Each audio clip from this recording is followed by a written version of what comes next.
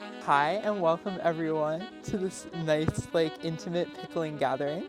My name's Ella, a she, her pronouns, just to give a bit of an overview of what we're going to be doing today and what the broader context for it is. Every culture has a tradition of fermentation. Among its benefits, it can help make digestible foods that would not be edible in their current form, as we're doing today. It can make certain health benefits much more available to us because the bacteria will actually make certain nutrients more bioavailable and easier to break down by our bodies. It can help with recolonizing our gut microbiome. So there is some research that's been done that people who are recovering from taking antibiotics can really benefit from eating more fermented foods to recolonize their entire digestive system. It can also help boost immune response, and perhaps most relevant for us and for pop today, it can really help preserve a harvest. So I have spring leek pickles, sour cherry pickles that I've been working through for a whole year now. So it can really extend a harvest, and particularly for folks who don't have refrigeration readily available, or as that becomes more of a concern for people, fermentation can be really helpful for preserving our crops. So yeah, as I said, we're going to be lacto-fermenting the plums today. Lactic bacteria are present on pretty much every vegetable and crop that we might harvest. They're already just teeming on the surface of the vegetable or fruit crop, and what we're doing with pickling them is creating a selective environment which excludes harmful and pathogenic bacteria from multiplying and creates a beneficial environment for the lactic bacteria to multiply, digest the food, and produce lactic acid, which is one of the main things that gives pickled and live fermented foods this acidic and tangy taste.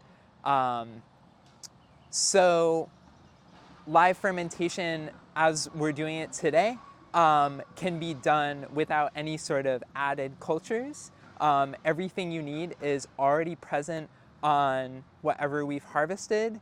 The sort of words of caution that I would give are that this process will usually work best with food that hasn't been sprayed with any sort of pesticide or herbicide. Also, we're going to be using salt to create this environment that will be most beneficial to lactic bacteria, and the salt should ideally not have iodine because that also works as a bacterial inhibitor. But apart from that, these bacteria are really not picky. They do have certain conditions under which they might flourish more. With the heat that we've had in the past few weeks, and that we will almost certainly have coming up, the bacteria's metabolism will be increased, and so these pickles will go for probably shorter than we would ferment them for in the winter. The flip side to that is that increasing the level of salt in the brine that we use will also slow the growth of the bacteria that we want to cultivate. And so we can sort of balance out these conditions by creating a saltier pickle in the summer and using less salt on whatever we're fermenting in the winter to balance it out. This, we want to use about 5% salt ratio for our brine. And so each of these is a liter. There's going to be about half of a liter of water in them. So I'm going to add 25 grams of salt to each of these containers. So beyond these basic guidelines of how much salt we're going to be adding to the water that we're going to be pouring over these.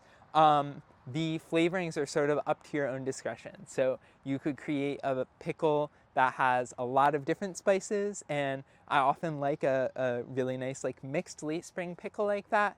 You could also do lean more heavily on the plums if you want to experience more what those taste like. And for context, those are going to be a lot like olives is what I've been comparing them to.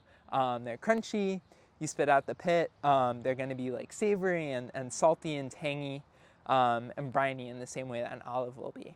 I also have brought some mu radish. This is a Korean radish that also makes one of my favorite ferments. But today we're primarily going to be using it for weighing down whatever we ferment. And so it can serve many uses. There's garlic, there's onion, we have ginger here. I like to just add some spices as a base first, and then you can add however many plums you like to basically fill up the jar, with leaving a little bit of headroom for our mu topper. And then we can, well actually let's add the water first before adding the mu. Shake it up to get the salt to dissolve, and then we'll unscrew it and add the mu back on top. Another thing that I would recommend once you're home, I would unscrew the lid and stow it away and cover this with a cloth or something just to keep any sort of flies out. When you're ready to put the whole jar in the fridge, whenever that may be, you can screw it back on, and sometimes I'll use like a little bit of wax paper underneath it so that it won't corrode. Or, you know, if it does a little bit, that's fine too. If there's anything that is still exposed to air as it's fermenting, you might see some mold start to develop on top, and that is totally normal. It's just surface mold, and as long as it is not any sort of weird color, like anything egregious, like green or something like that, I would throw the pickle out. As long as it's anything on the sort of white to dark gray spectrum, I would just skim it off, and it's totally fine to keep going. I would say you're gonna start, depending on how hot it is, where you leave it to ferment, you're gonna start tasting these pickled flavors more in like a more marked way, probably after a week or so.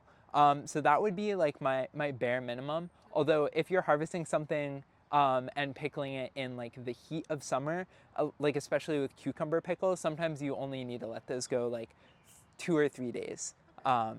But yeah, for these, I would say probably a week at minimum. I have some green plum pickles that I harvested actually over from a tree at the Kingsessing Rec Center that are now about 2 weeks old, and they're starting to taste like really nice and briny. I'm probably gonna let them go for about another week or so, and then you know, after a week I tend to just taste it pretty regularly, and it's really fun to see how the flavors develop. Sometimes if they're a young pickle at a flavor profile that I really like, I'll just scoop some up and put it in a container in the fridge. So that will pretty much, not entirely stop, but slow down the fermentation enough that it'll be like pretty fridge stable. You can also keep it going pretty much indefinitely. After a certain point, it'll probably start to get like sort of mushy once a lot of the like prebiotic material that the lactobacillus bacteria are consuming are exhausted. They'll like start to eat each other. So eventually it'll get a little bit funky, but it's really fun to experiment with that. And it also depends on the salt level. So you can make a really salty pickle that you can let go for like sometimes months. And there are like some really delicious longer term ferments like miso. I have a crock of miso right now in my house that's like 6 months old, and I'm probably gonna let it go for at least another 6 months, and probably like over a year. So, but that's like 25% salt by weight.